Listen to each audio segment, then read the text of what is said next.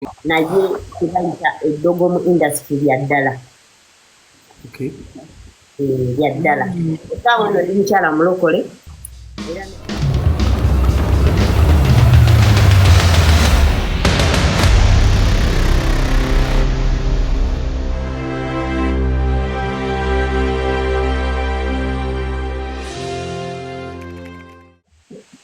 naye ebyange nga biwanvu ebimu biri pasono munzikiriza obyogera wano. Tewali buzibu, tuli ku kiboozi. Biba tebiyingira personality y'okutawaanya. Okay, ngenda kwongerako kitonotono kubanga obudde bwakira abaana bayinza okutya TikTok ne basiba nga batukola ki nga batunula. Anyway, abantu abasinga ndowooza nze ekyaliwo actually ndi mukyala muyimbi era ayagala music from my heart. Era nagezangako niteekamu everything.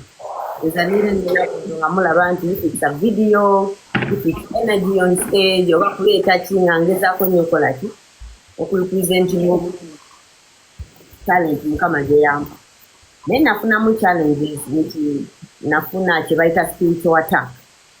Ngenda kyogerako nga abakulu bonna we bali era ntera n'okiwulira ennaku zino nti abantu bakyogerako naye kye bayita eddogo mu industry lya ddala.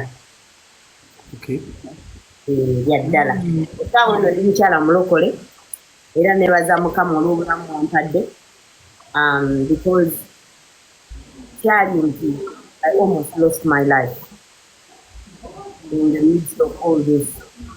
Nafunamu amaanyi attacks zanumbagananga nnyo naye kati omanye ebintu ebyo omuntu ayinza okubuuza eddogo kyeki kuba ye takifunangako takiyitanga so abantu abasinga get close to the phone so that microphone tell losing volume a little bit closer.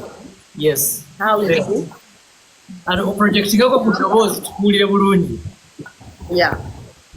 So nze challenge nafuna yeeyo nti nayisibwanga bubi ng'oluusi mbeera mbuukinze events oba shows n'endwala. Nengende wa doctor okumubuuza nti bibiri bannange tekigenda maaso. Doctor nga bankebera because I had everything, meaning financial, okukebera oba okufuna the right doctors, naye nga ne bankebera tebalina kye balaba. So nentuuka ekiseera nenzibirira bwentyo because nafuna challenges ezo. Neera nsabira abaana abato abayingira music industry bayingire nga bamanyi kusaba kusaala oba nga bamanyi Katonda because ekitali ekyo oyinza okuluzinga life. Abantu bangi abafunye attacks oluusi bambi ne bayingira drugs nogamba omuntu oyo yali ayimba bulungi naye lwaki alinga avuddeko okitegeera ne mulaba abaana bali nga bakabi nga yali wakabi n'afulumya oluyimba lumu n'ataddamu kitegeera. So ekyo mpujja kusaba ne papa Ronald Mayinja ne papa Mr. Semakula bongere okwogerako ku nsonga ezo nti ddala omuyimbi ayingidde mu industry naye ebikono bingi waliwo ebiri physical waliwo ebiri spiritual. Omuntu akoza atya.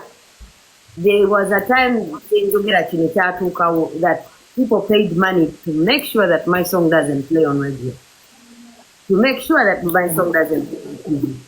Ng'asasulira ddala ssente meaning nze nga sizirina ezo bwezityo ekitegeera kati ebikono biri spiritual and physical.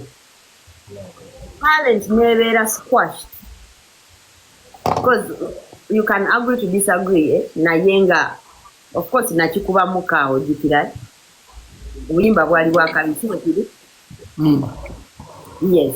So abayimbi bano abayingirizibwa n'olaba nga talent enyingirizibwa kutuuka okublinga that they are thrown out of the industry completely. Tukoze tutya papa twongere otuwabulemu kaawo buno yatukiriza okubuuza ku nyingi. Yeah. Tata Mayinja eddogo owulira mu industry gyeri oba owulira kiwulire? Amanyi okutya kuleeta okuteebereza. Ekigambo eddogo bw'okirowoozaako olwedde otandika okirowooza azifu gyekiri sigana eddogo gye riri naye ekikolwa gw'omutima gw'oteekamu kuba tewali watali kulemesa neetuwaguza lwa mpaka.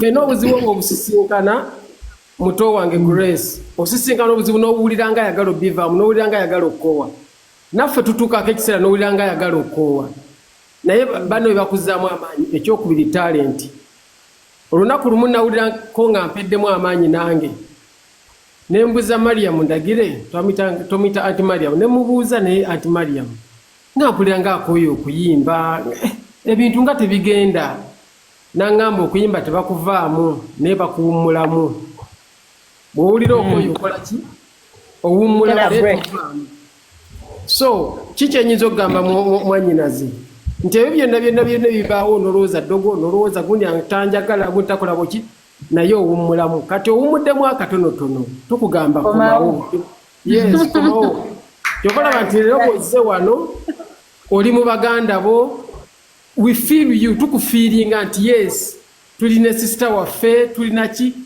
kati bo bonna buntu wajja kukulaba nga oyimba agambe olaba Lydia Jasmine akuloze mayinja akuloze gundi bibaamu abamu kukangakanga naye Mukama akyakumye ng'oli mulamu eyakuwa talenti kuba ennyimba ze tuyimba olumba zikuteeramu n'ogamba naye bane luno nalugjawa nga naye tolusobola kitegeeza tulina ekitutuma nkugamba komawo nze Mariam yangumya yaŋŋamba nti okuyimba osobola tebakuvaamu osobola okuwummulamu naye n'omala n'okola ki n'okomawo kati oba owumuddemu mwanyinaze komawo tukole thank you so much First of all, Papa, can I want to okay. I apologize for wali kanetwork kansombuyeemwe just mbadde njagala kwongerezaako katini ku Papa Mayinja kyayogedde ojjukira Papa you remember that time I took natwala break of almost 9 months Grace did okimanyi nti natwalako break of almost 9 months. Which year was that? Ne balowooza nti no what natwala break last year but one okina nti gunokolaba kati olaba the beauty about that surprisingly many people tebanotisinga okimanyi naye nga namala emyezi 9 nga sifulumya music if you remember that time I was very sorry to bring in this abantu abalala waliwo time when nali close nnyo n'abayimbi abamu ng'ate nze nyamba promoting a music waabwe ng'owange sifulumya n'olimba no but I was going through something Ranika n'okumbuza mbwe is Lydia depressed oba biki naye nga ennyimba eziriwo zitambula nga you can't notice the gap nga tosobola mmanya mbu sikola ki naye natwala emyezi 9 nenkomawo nga ndi steady but what Grace is saying bannange ebyo ebintu bibamu mu industry it's the truth abantu Grace ne kati bakyatukuba ebikono tebiggwangawo but olina kulemeza mutulwana netulwana nobeerawo I make sure oluyimba lwengenda okuta nange nga kwamala kafaine nga naye bwemba nga nze atudde nempira oluyimba nze lunyumira what do I take from me kwegamba nze oli yaŋŋamba ne Papa kenyini yakiŋŋamba ko Papa Misa akyo jjukira we wakiŋŋamba noŋŋamba Lydia abantu baagala ekintu eki music make sure you do good music kati nze I make sure at least akayimba kendeese kati awo munnange industry ng'oyitamu bwotyo nga balwana bakuba ebikopa esente bazisasula baleme kuba nnyimba every day but when you do good music anyasolo tebasobola zirans it's very hard era good music will always find its way home lulwana olimba ne lubeerawo but I think in every industry not just ours bibaawo ebyo